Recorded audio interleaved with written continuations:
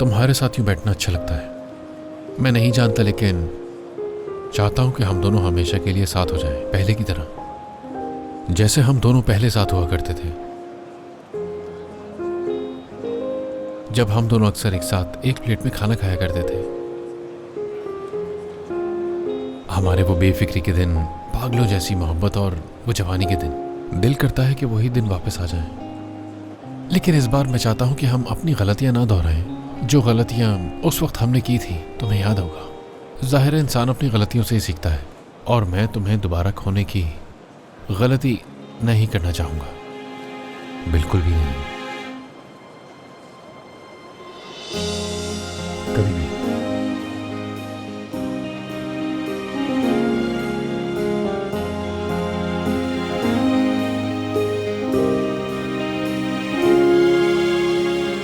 Hello. Tauqeer, तुम यहाँ क्या कर रहे हो? हाँ,